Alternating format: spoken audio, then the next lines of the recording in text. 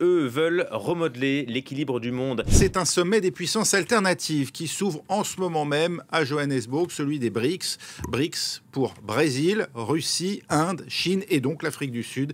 On va tuer tous les soldats français qui vont venir au sol ukrainien. Tous. Parce qu'aujourd'hui, il y en a, durant le conflit en Ukraine, 13 000 mercenaires, dont 367 Français et dont 147 ont déjà tué. Et on va tuer tout le monde.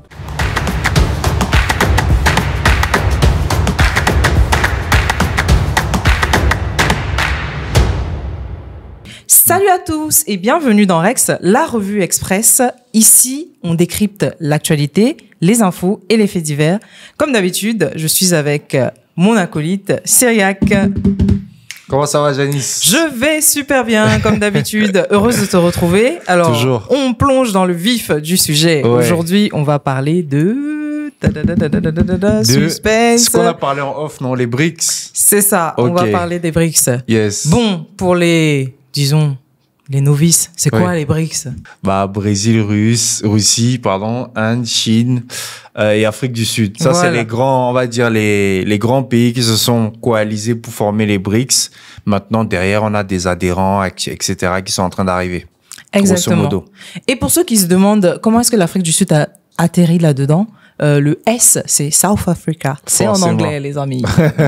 Excuse-nous, madame la bilingue. Excusez-nous, oui. Alors, Donc, aujourd'hui, on va débattre et se demander, bon, comment est-ce que les BRICS sont en train de prendre le dessus sur l'Occident et en quoi est-ce que cette possible hégémonie peut effrayer l'Occident. Donc, c'est un peu sur ça qu'on va débattre. C'est ça. Mais avant de commencer, j'ai envie de te demander, Oui. pourquoi est-ce que tu penses que l'Occident est actuellement en déclin? Bah, moi, en fait, c'est un déclic que j'ai eu il y a 2 jours parce que je suis beaucoup les informations financières, les revues de presse financière, c'est mon domaine, donc j'ai pas le choix. Et donc, récemment, il y a eu une sorte, bon, je te fais en simple, hein. Si tu veux, sur les 100 dernières années, depuis qu'il y a l'hégémonie américaine, en général, l'évolution de l'or est arrimée au dollar. Tu vois. Et là, on a eu un déclic ces 48 dernières heures où il y a une hausse du cours de l'or et une stagnation du dollar. Ça veut dire que les deux ne se suivent pas. Exactement. Tu vois. Et donc, il y a eu plein de spéculations qui sont en train de se faire, comme quoi, vu que les pays émergents, Chine, Inde, etc., et certains pays d'Afrique sont en train, entre guillemets, de reprendre le pas économiquement, la nouvelle, en fait, des réserves d'or revient sur la table. D'accord. Le débat de la réserve d'or revient sur la table parce que, désolé de te couper, mais parce que il faut savoir que ça fait plusieurs années maintenant que le dollar n'est plus arrimé à l'or. Exactement, depuis Tu vois. 1971. Exactement. Tu vois, merci pour les dates. Donc, du coup, depuis là, on va dire qu'on traite qu'avec du papier. Il faut dire la vérité. Et donc là, l'histoire, en fait, d'adosser nos monnaies à nos réserves revient, on va dire, sur la table. Et comme il y a une coalition BRICS, qui est en train de se former et certains pays africains qui sont en train d'adhérer, le débat devient de plus en plus prépondérant. Et on commence à avoir du coup des spéculations sur le cours de l'or. On a des personnes qui ont acheté l'or en balles, comme on dit en langage très très simple, tu vois. Et donc du coup, c'est ça qui est en train de créer, on va dire, le doute dans les esprits. Ça m'a mis la puce à l'oreille pour me dire, c'est vrai que le commun des mortels ne suit pas ça. Donc, Rex est là pour ça. Hein. Donc, on essaie d'apporter les informations de manière basique avec d'autres médias qui sont là autour. Mais j'ai remarqué ça et je me suis dit, tiens, je t'en ai parlé et du coup, on est là aujourd'hui. Voilà. Alors, ce qu'il faut que les gens sachent aussi, par rapport à toute cette histoire d'or et d'achat et de réserve, moi, j'ai envie de mettre mon petit grain. Vas-y, on voit. Petit grain de sel. Ouais. Donc, comme on le sait, il y avait eu le 15e congrès en août 2023 qui nous expliquait que le clan des BRICS avait une vision qui allait se déployer en 2 volets. Ouais. Donc, on avait d'abord l'élargissement à de nouveaux pays et ensuite, on avait le développement d'une monnaie commune. Alors, au niveau du plan de l'élargissement, c'est déjà dans le pipe, vu que depuis le 1er janvier 2024, en fait, les BRICS ont 6 nouveaux membres avec eux. Alors, je cite rapidement, j'espère que ma mémoire va pas me trahir. Vas-y. Donc, on a l'Iran, l'Argentine, C'est ça. l'Égypte, Ouais. l'Arabie Saoudite, Ouais. les Émirats Arabes Unis Exact. et l'Éthiopie. Exactement. Et dans ces pays-là, Et l'Algérie qui a lancé son adhésion, mais oui, c'est mais pas il faut croire passé. que, tu sais, il y avait une quarantaine de Ouais. candidatures. Ah, hein, les donc, gars, c'était c'est- chaud, c'est pas passé ne pour eux. rejoins pas le BRICS qui veut, hein, et c'est sélectif, hein, les amis. Voilà. Donc, dans ces pays-là, Ouais. puisqu'on est en train de parler d'or et d'enjeux, Mhm. déjà, moi, je te prends l'Arabie Saoudite et les Émirats. Mhm. C'est des pays qui ont des capacités, je pense, à ce niveau-là, soit en termes d'achat ou en termes de réserve d'or. Mhm. Donc, je pense que si on arrive sur le territoire où on commence à être un peu inquiété en se disant ah mais comment est-ce que ça va se passer avec les histoires d'or, je pense que c'est eux qui peuvent être des acteurs au niveau de cette fameuse spéculation là. Ouais. Et si finalement on crée une monnaie pour le BRICS et que on réussit à arrimer ça à l'or ou quoi, ah ça risque de faire mal, hein. Bah, c'est ça. Bah, du coup, moi, la question que j'avais, parce que c'est vrai qu'on regarde ça et tout, je suis plutôt content parce que ça crée une multipolarité. Mhm. Mais où est l'Afrique? Tu vois, où sommes-nous là-dedans, dans tout cet échiquier? Parce que on a l'impression à chaque fois d'être spectateur. Bon, pas à titre individuel, parce que bon, voilà, on fait les choses pour, mais on va dire à titre global. C'est pour ça d'ailleurs qu'on a créé Rex, hein. Mais à titre global, on a l'impression d'être spectateur de ce genre d'informations, que les Africains ne suivent pas ce genre d'informations. On crie Poutine, Poutine, Poutine, mais j'ai l'impression qu'on n'est pas vraiment dans le débat. Qu'est-ce que toi tu en penses? Au risque de donner une réponse un peu cliché, Ouais. mais allez, je vais me faire taper sur les doigts. Vas-y. Mais les gens ont faim, en fait. Les gens ont faim, donc c'est triste à dire. Peut-être qu'une partie de la population qui a le luxe entre guillemets de pouvoir se De penser. préoccuper de ce genre de sujet aura une responsabilité un peu plus grande, Ouais. qui est celle de justement relayer le message pour que ceux qui n'aient pas la possibilité ni le luxe actuellement de pouvoir s'y intéresser puissent Oui. plus tard en fait avoir accès à cette information-là Ouais. et comprendre les enjeux. Mais Ouais. je pense que là, les défis majeurs de la plupart des pays africains, c'est vraiment C'est déjà de sortir de la voilà, pauvreté. c'est sortir de la Ouais, c'est pauvreté. vrai. Je ne dis pas que avoir une monnaie forte ou quoi, c'est une mauvaise chose, mais réellement, le défi et l'enjeu alimentaire, humanitaire est quand même une de nos vraies priorités. C'est ça, c'est ça. Et je pense que c'est ça qui nous a causé du retard, un énorme retard. Mais après, bon, est-ce que ça doit venir du bas ou du haut? On vous laisse décider en commentaire. Par contre, bon, déjà, j'ai dit l'Afrique. Maintenant, on va réduire même Voilà. encore. Maintenant, le franc CFA dans tout ça. Parce qu'on a parlé de souveraineté monétaire. Donc, il faut qu'on en parle. Ah oui. Le franc CFA, tout ça, déjà, on a parlé de la débâcle récemment avec Kémy Seba, qui avait d'ailleurs déjà Brûlé. brûlé le franc CFA. Donc, tout nous ramène à ça. Aujourd'hui, si on parle de souveraineté monétaire, on va parler de taux de change, on va parler de réserve de change, ainsi de suite. Et clairement, les pays d'Afrique francophone ne sont pas dans la course. Parce que bon, on peut parler du Ghana. Moi, je vais souvent au Ghana. Le CIDI, franchement, est très fluctuant. Il y a beaucoup de spéculation, pas assez de stabilité. Mais moi, j'ai envie de dire que le Ghana CIDI aujourd'hui est une monnaie vivante parce que la vie, c'est comme ça. Ça monte, ça descend. Et au moins, ils ont leur destin en main. Et demain, si jamais ça peut s'approcher des BRICS, je pense que le Ghana a plus d'avance que certains pays africains francophones. Pareil que le Nigeria, tu vois. Donc maintenant, moi, j'aimerais avoir ta position là-dessus. Est-ce que tu penses qu'avec un franc CFA, on peut rentrer dans les BRICS? Hey, le gars là, il veut me mettre dans les problèmes.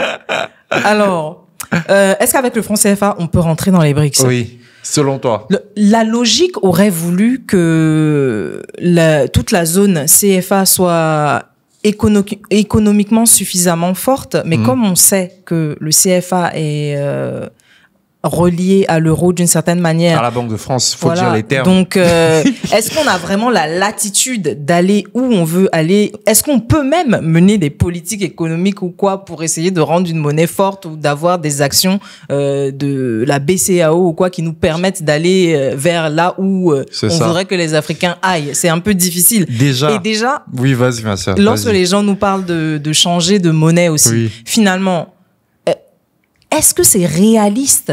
Ouais. Est-ce que réellement c'est réaliste? C'est vrai que c'est beau à dire, mais est-ce que c'est réaliste? Et comment est-ce qu'on pourrait procéder pour que cet éco qu'on souhaite mettre en place, est-ce qu'on a la garantie que en fait c'est pas juste un franc CFA qui change de nom finalement? C'est ça. c'est ça. Ça, c'est une très, très bonne question. Mais moi, j'allais surtout dire, on parle déjà même de rentrer dans les BRICS, etc. Mais le franc CFA même ne se change pas entre les pays CFA. Ça veut dire que tu quittes d'Afrique de l'Ouest, tu vas en Afrique centrale, le truc ne vaut plus rien. Tu vois, donc du coup, c'est vraiment gâté, tu vois. Moi, ce que j'ai, ma grosse peur là-dedans, c'est que si on ne se réveille pas assez vite pour prendre le train en marche, il peut avoir un désintérêt pour l'Afrique. Tu vois, parce qu'aujourd'hui, c'est vrai, on a les ressources naturelles, oui, c'est beau, etc. Mais j'ai l'impression qu'il y a un monde qui est en train de se créer sans l'Afrique. Heureusement, on a certains acteurs sur le terrain, notamment avec l'AES, etc., qui essaient de multiplier les alliances et d'autres pays. Mais j'ai l'impression qu'on est en train de sortir petit à petit de l'échiquier.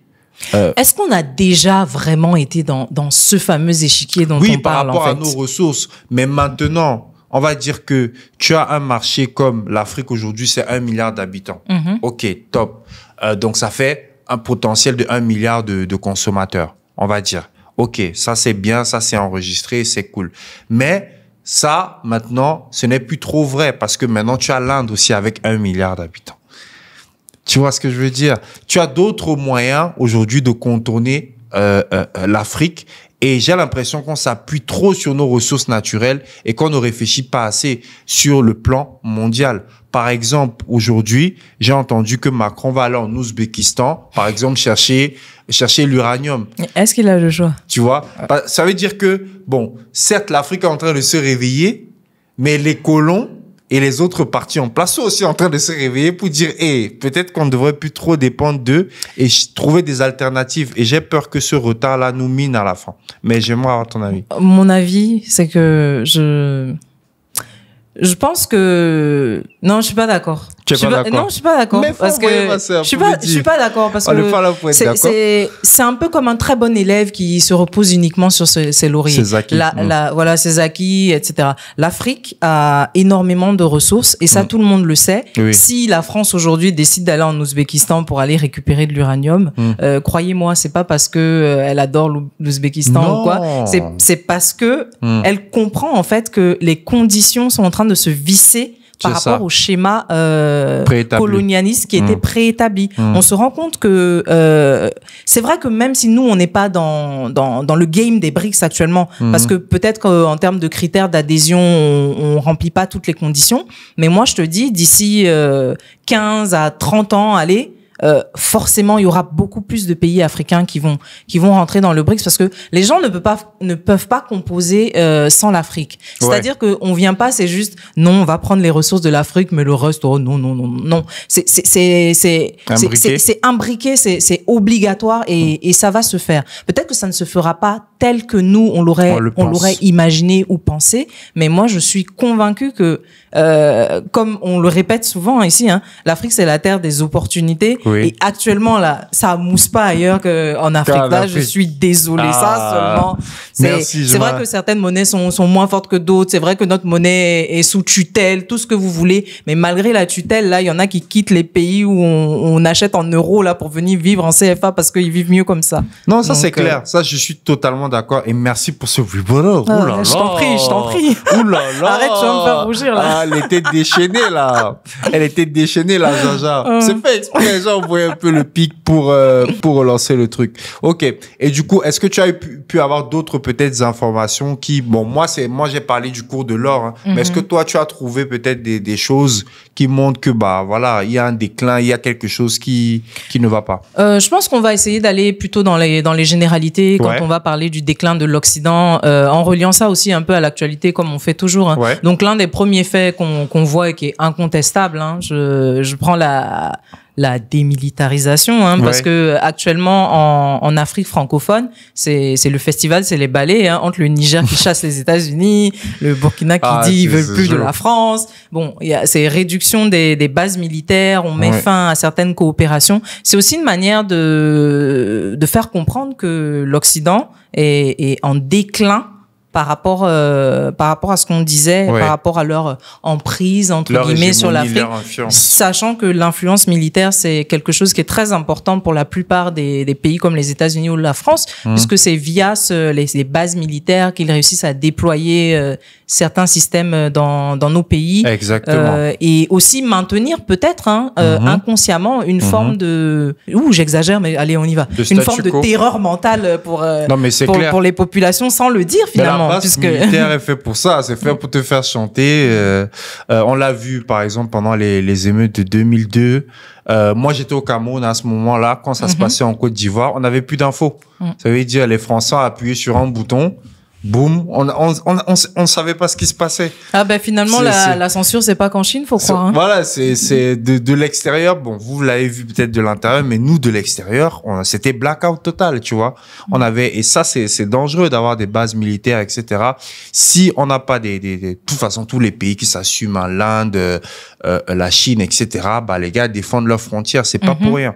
C'est pas pour rien. Donc effectivement, ok. Mais est-ce que tu as pu trouver autre chose peut-être? Au risque de te décevoir, Au risque de me dire ça. on va rester sur les raisons un peu classiques. Hein. Ouais. Donc, je t'ai parlé du déclin militaire. Après, moi, j'étais tombé sur ça aussi, tout ce qui est technologie, tu vois. Honnêtement, bon, c'est maintenant avec l'arrivée de TikTok, Oui. etc., qu'on peut voir un peu ce qui se fait du côté de l'Asie, etc. Les gars sont en avance, hein. Ah, ils sont en avance. Et Ils sont- d'ailleurs, on Oui. aura un épisode sur TikTok très bientôt. Ouais, on Donc, aura je pense qu'on va arriver sur le TikTok ban la prochaine fois. Mais oui, c'est incroyable ce qui se passe là-bas et c'est des choses qu'on nous a occultées pendant des années. Mais je pense que l'Occident, franchement, est tombé dans le piège de sa propre propagande. Exactement. Ça veut dire que les mecs ont tellement chié, excusez-moi l'expression, sur les pays émergents que les mecs ne se préoccupaient même plus de voir ce qui se passait. Tu vois, les Américains étaient les champions en espionnage économique. Tu vois, aujourd'hui, j'ai l'impression que Tesla est né, c'est vrai. Mais tu as vu les entreprises de véhicules électriques qui sont en Chine aujourd'hui, les Baidu, etc. Non, la Chine a pris le dessus, hein, et c'est peut-être parce qu'on veut pas réellement le dire ou le faire savoir, mais et que eux-mêmes peut-être ça les arrange de Oui. rester légèrement discrets, mais on sait tous C'est que la la première première puissance, puissance. voilà. C'est la première puissance. Merci, on est d'accord. De toute façon, de manière économique, on peut pas le nier, hein, mais si Ouais. on englobe tout, hein, influence militaire, politique, en fait, c'est fait dans l'ombre, mais Ben, ils sont là. Et puis, j'ai vu même qu'ils détiennent plus de 2000 milliards de dettes américaines. Les mecs, non, ils sont trop loin. Mais c'est bien que tu parles de la dette, Oui. justement, parce que ça va me permettre de rebondir aussi pour contrecarrer l'hégémonie du dollar par rapport au fait que pas mal de pays, justement, rachètent de la dette américaine parce qu'ils ont confiance. Oui, on va dire Ils à ont- la croissance. Voilà, ils ont et- confiance ouais. dans la croissance et au fait que c'est un très bon investissement. Ouais. Mais on a vu, avec ce qui s'est passé pour les Russes qui détenaient pas mal de dettes américaines Tu également, vois. hein, comme les Chinois, C'est ça. ils se sont fait bloquer, geler leurs avoirs. Voilà. Donc tout ça aussi, ça a participé au fait que pas mal de pays désormais sont un peu à Ils tatillon. sont réticents. Voilà, sont ils veulent réticents. plus forcément souscrire. Donc du coup, c'est le Trésor américain qui se retrouve à devoir récupérer beaucoup plus de dettes. Et là, ça Exactement. continue de creuser le déficit. Mais de toute Exactement. façon, les Américains, ils fonctionnent comme ça, hein, avec leur déficit on est à, si je te dis le chiffre, toi, tu vas pas Non, me c'est croire. incroyable. C'est incroyable. 31 000 milliards. Oui, parce qu'ils font de que- dollars. ils font Voilà, qu'imprimer. Mais en même temps, ils ont le marché pour, puisque leurs consommateurs, en fait, finalement, réussissent à absorber plus ou moins ce qui est produit et ça permet aussi d'absorber la dette. Donc, c'est un cercle vicieux mais vertueux. Tu vois un peu le truc qui donne mal à la tête. parce que quoi. à partir du moment où et tout ce cercle vertueux là était créé justement grâce aux bases militaires, parce qu'à partir du moment où tu as la possibilité de faire chanter le pays, les différents pays dans lesquels tu es installé, tu peux assurer des niveaux de transactions assez importants. Et au niveau de ces frais-là, tu te rémunères ad vitam aeternam. Tu avais aussi l'avancée technologique. Tu vois, le fait d'avoir des systèmes comme le SWIFT, etc., qui te permettaient aussi de créer des transactions sécurisées et légalisées dans le monde, prouve que, montrer que, tu avais une certaine avance. Mais ils ont arrêté d'innover. Et c'est là où maintenant, bah, forcément, les Chinois sont arrivés avec leur part d'innovation, d'accord, avec leur système, du coup, de BRICS, qui bientôt même, d'ailleurs, va incorporer les crypto-monnaies. Donc, on a vu aussi des grosses hausses de variations au niveau des crypto-monnaies, des bitcoins, l'Ethereum, etc. Si tu en as dans ton portefeuille, pour moi qui ai vu ça, c'était pas mal intéressant au niveau des spikes qu'il y a eu. Mais voilà, mais grosso modo, tout ce mélange-là, on va dire, c'est le fait de tomber dans sa propre propagande. Honnêtement, j'ai l'impression que chaque empire a des cycles. Et c'est au cycle de l'arrogance, là. Tout le monde a ce cycle de l'arrogance où moi, je suis garçon. La Rome, pareil. Tout le monde avait ce truc où c'est moi l'homme. Et finalement, c'est ça qui les a... Mais tu sais, tu me donnes tellement envie de ramener ce cycle de l'arrogance, là. Tu sais, tout de suite, je vais ramener ça au sport rapidement pour faire une petite parenthèse. Oui. L'humilité précède la gloire. Forcément. Et ça, les éléphants de Côte d'Ivoire pourront vous le dire. Hein. Humilié, mais ressorti vainqueur, 3 étoiles, les amis. Vous voyez ce qu'elle fait dans l'émission, là. On est parti non, des déplaise BRICS. aux Camerounais, hein. On est parti des BRICS et elle enfonce le couteau dans la fleur en revenant sur la canne. Il y a pas de soucis. C'est bon au Maroc. Voilà. On va gérer ça au Maroc. C'était une manière un peu fun de conclure l'épisode du jour. Alors, on n'a pas cité toutes les raisons du déclin de l'Europe et c'était volontaire. On attend votre participation en commentaire. Pourquoi est-ce que vous pensez que l'Europe est en déclin, surtout en Afrique et en Afrique francophone en particulier? Dites-nous tout dans les commentaires. Et aussi, n'hésitez pas à nous dire si vous souhaitez avoir des lives, que ce soit sur TikTok ou sur d'autres plateformes où on peut échanger sur des sujets sérieux. Donc, n'hésitez pas à nous faire des retours là-dessus. Voilà, c'est un média de plus, du coup, qui vient pour conscientiser, voilà, qui vient pour apporter un autre type de contenu. Donc, n'hésitez pas. Je te laisse conclure, la Miss. Merci beaucoup. Alors, comme d'habitude, n'oubliez pas de vous abonner à la chaîne de l'Investisseur africain et activer la cloche de notification pour ne rater aucune nouvelle vidéo. Merci de nous avoir suivis. C'était pas à facile, bientôt. hein. À plus, les abonnés. Merci beaucoup.